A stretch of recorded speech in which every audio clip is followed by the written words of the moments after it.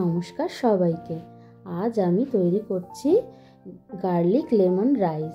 যে তোমাদের সাথে আগের দিন আমি যে রেসিপিটা শেয়ার করেছিলাম কিমা দম আলু বলেছিলাম না, তার সাথে খাওয়ার জন্য এই রাইসটা তৈরি করেছি, আজকে শেয়ার করব। সেটাই আজকে তোমাদের সাথে আমি শেয়ার করছি। তার জন্য আমি কিছুটা রসুন কুচি করে নিলাম। রসুন কুচিটাই এখানে ফ্লেভার দেবে, তাই একটু রসুনটা বেশি লাগবে।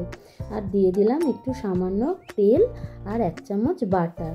আর বাটারটা খুব বেশি গরম কড়াইটা হবে না, তার আগেই বাটারটা দেবে। কড়াইটা বেশি গরম হয়ে গেলে না বাটারটা পুড়ে যায়।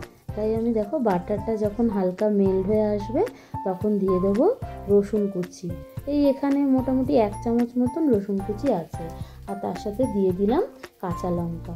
তোমরা যতটা ঝাল খাবে সেই মতন কাঁচা লঙ্কাটা দেবে।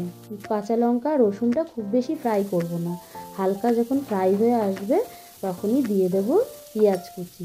পেঁয়াজের সাথে রসুনের সাথে এটাও হালকা ফ্রাই করব।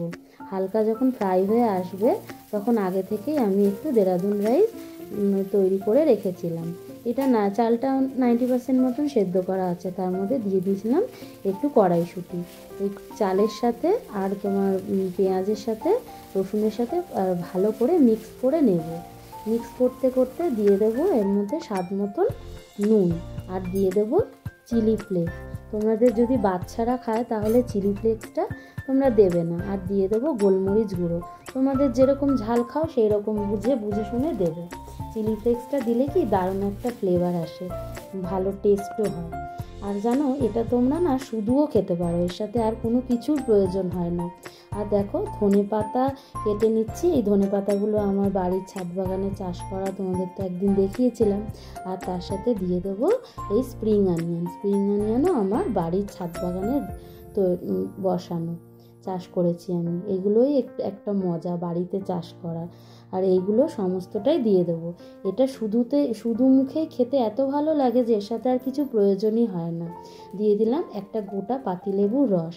তোমরা এটা হাজব্যান্ডের লাঞ্চ বক্সে দিতে পারো, বাচ্চাদের টিফিনে দিতে পারো, খুব ভালো খাবে ওরা। আর ধনে পাতা আর স্প্রিং অনিয়নটাও এর মধ্যে দিয়ে দিলাম। আর যদি এর মধ্যে একটু সুইট কর্ন সেদ্ধ করে দিয়ে দাও তাহলে তো আর কোনো কথাই নেই। তার এর সাথে তোমরা একটু পনিরও দিতে পারো বা একটু ডিম ভুজিয়া করে দিতে পারো, তাহলে আর কিছুই লাগবে না, শুধুই এমনিই খাওয়া যাবে। ব্যাস দেখো এই রাইসটা একদম রেডি হয়ে গেছে খাওয়ার জন্য। আমি সার্ভ করে নিচ্ছি আগের দিনের ওই কিমা দম আলুটার সাথে। আর এটা খেতে এত দারুণ হয়েছিল না যে কি বলবো, দুর্দান্ত খেতে হয়েছিল।